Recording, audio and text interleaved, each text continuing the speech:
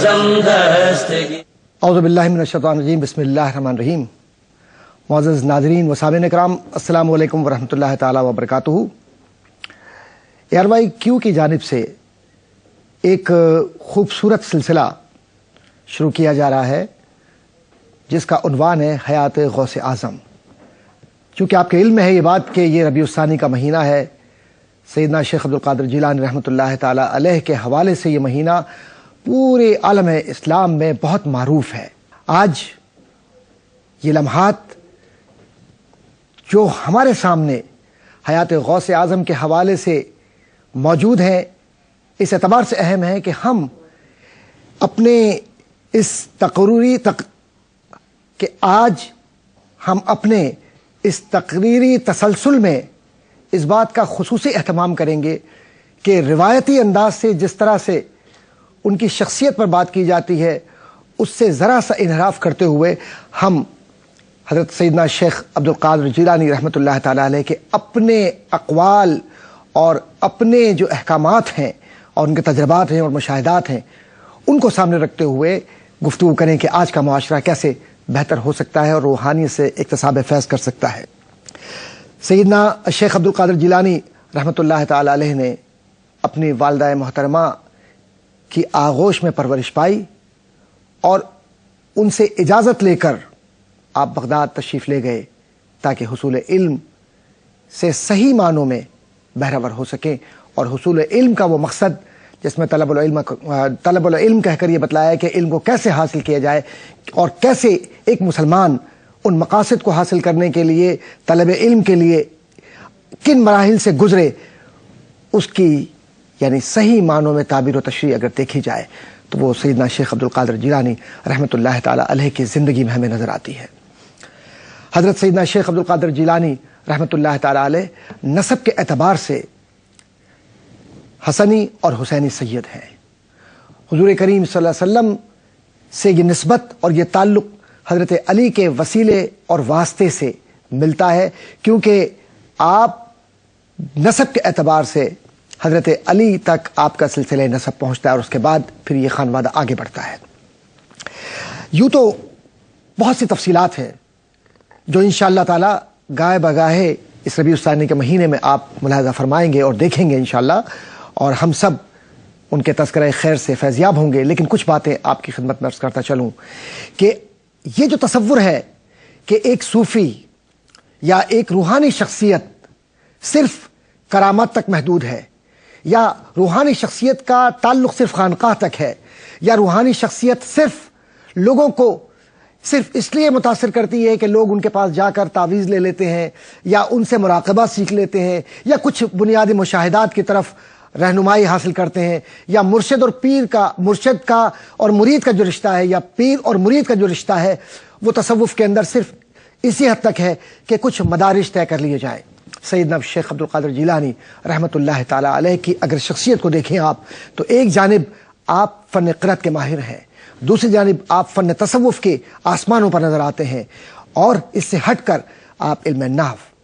صرف، منطق، فلسفہ، کلام، تفسیر، اصول حدیث، اور سب سے بڑھ کر یہ کہ فن مناظرہ میں اللہ تبارک و تعالی نے آپ کو جو قدرت دی تھی، جو کمال دیا تھا، اس کا جو عملی مظاہرہ ہمیں نظر آتا ہے وہ یہ کہ بغداد میں جب آپ نے تقریر کا عمل یا اپنی گفتگو کا عمل شروع کیا جسے مجالس کہا جاتا ہے، تو حضرت ابو عبداللہ جو کہ آپ کے صاحبزادے ہیں رحمۃ اللہ تعالی علیہ فرماتے ہیں کہ لوگ ہزاروں کی تعداد میں اکتساب فیض کے لیے آپ کی بارگاہ میں حاضر ہوتے، اور حضرت شیخ خود فرماتے ہیں کہ جب میں یہ ارادے کے ساتھ نکلا کہ اب بغداد میں مجھے واعظ و نصیحت شروع کرنی ہے تو ایک عجیب سی میری کیفیت تھی، اور عجیب سی کیفیت یہ کہ میں نسب کے اعتبار سے عرب ہوں، پیدائش میری ایران کی ہے اور زبان میری فارسی ہے، لیکن بات کرنی ہے مجھے اس زبان میں جو بغداد کی زبان ہے، جہاں فصاحہ بغداد و فصاحہ عرب موجود ہوں گے، تو میں کیا کروں گا؟ تو اللہ تعالیٰ کے اس برگزیدہ محبوب ترین شیخ عبدالقادر جیلانی رحمۃ اللہ تعالی علیہ کے دل پر جب یہ القاء ہوا تو آپ نے تاجدار مدینہ صلی اللہ علیہ وسلم کی جانب رجوع فرمایا اور حضور کی بارگاہ میں یہ عرض کیا. آپ فرماتے ہیں کہ میں نے دیکھا کہ حضور کریم صلی اللہ علیہ وسلم خواب میں تشریف لائے اور حضور کریم صلی اللہ علیہ وسلم نے 7 بار اپنا لعاب دہن یعنی زبان سے جو لعاب ہے وہ میرے منہ میں ڈالا اور میرے منہ پر دم کیا یعنی پڑھ کر پھونکا. پھر اس کے بعد فرماتے ہیں کہ مجھے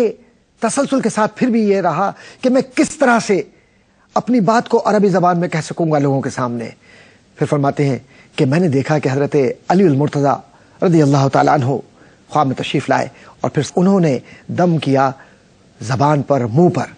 اور پھر اس کے بعد جب اگلی دفعہ یعنی میں جب وہاں گیا لوگوں کے سامنے اور بغداد میں پہلی بار لوگوں کے سامنے بیٹھا اور لمحے بھر کے توقف کے بعد اللہ تعالیٰ نے مجھ پر ایسی رحمت فرمائی اور یہ نگاہ تھی مصطفیٰ صلی اللہ علیہ وسلم کی اور اہل بیت اطہار کی کہ سیدنا شیخ عبد القادر جیلانی رحمت اللہ تعالی علیہ نے عربی میں گفتگو کی جو کہ اصل ان کی زبان تھی، نسب کی زبان تھی. اور فرماتے ہیں کہ اس کے بعد مجھے پھر پتہ نہیں چلا کہ میں کتنی دیر تک بولتا رہا اور یہاں تک کہ لوگ زار و قطار رو بھی رہے تھے، سن بھی رہے تھے اور عقیدتوں سے اس میں مستغرق بھی تھے. اللہ اکبر، یہ فیضان نظر تھا یا کہ مکتب کی کرامت تھی. سکھائے کس نے اسماعیل کو آداب فرزندی. آداب فرزندی اس واقعے سے یہ نظر آتی ہیں کہ نبی سے محبت کریں صلی اللہ علیہ وآلہ وسلم. نبی کریم صلی اللہ علیہ وسلم مدد فرماتے ہیں اور جب حضرت علی سے خانوادہ اہل بیت سے محبت کریں تو وہ خود آ کر مدد فرماتے ہیں. اور یہی عقیدت کا وہ لمحہ تھا کہ جس میں اللہ تعالیٰ نے اس ولی کامل کو اس درجے پر، اس درجہ کمال پر پہنچایا کہ جہاں فصاحہ عرب خاموش ہیں، جہاں لمحات ساکت ہیں، جہاں علم رک گیا ہے. اور جب حضرت سیدنا شیخ عبد القادر جیلانی رحمت اللہ تعالی علیہ گفتگو فرماتے ہیں تو علماء نے لکھا اور لکھنے والوں نے، تاریخ کے ان لوگوں نے کہ جنہوں نے تاریخ کو مرتب کیا، یہ لکھا کہ 70,000 یا اس سے بھی زائد لوگ ایک وقت میں سیدنا الشیخ عبد القادر جیلانی رحمت اللہ تعالی علیہ کی اس مجلس میں موجود ہوتے تھے اور بڑے بڑے اولیاء وقت، بڑے بڑے اہم لوگ ان کی بارگاہ میں آ کر علم حاصل کرتے تھے. یہ علم کون سا؟ یہ علم وہ ہے کہ انا مدینۃ العلم وعلی بابھا، کہ یہ وہ علم ہے کہ جس کو اللہ نے نبی کریم صلی اللہ علیہ وسلم کے وسیلہ جلیلہ سے اس شہر سے یعنی مدینہ علم کا شہر، وہ شہر کہ جس کو اللہ نے نوازا علم کے ذریعے، وہ باہر نکلا تو زمین و زمان میں ایسا پھیلا کہ بغداد کا یہ علم مدینے سے کرنے لے کر زمین و زمان میں اس طرح پھیل گیا کہ آج وصال کو ایک طویل عرصہ گزر گیا لیکن عشاقان تصوف، عشاقان رسول اور عشاقان اہل بیت اور عشاقان صحابہ اکرام رضوان اللہ تعالی علیہم اجمعین اور اولیاء کاملین کی یہ رہنمائی کرنے والی شخصیت جن کو شیخ عبد القادر جیلانی رحمت اللہ تعالی علیہ کے نام سے پہچانا جاتا ہے، آج بھی ظاہری وصال کے باوجود بھی ان کے روحانی تصرف کا سلسلہ جاری ہے. اللہ تعالیٰ سے دعا ہے کہ اللہ تعالیٰ ہمیں ان کے علم سے اکتساب فیض کرنے کی توفیق عطا فرمائے. آمین. وآخر دعوانا ان الحمدللہ رب العالمین.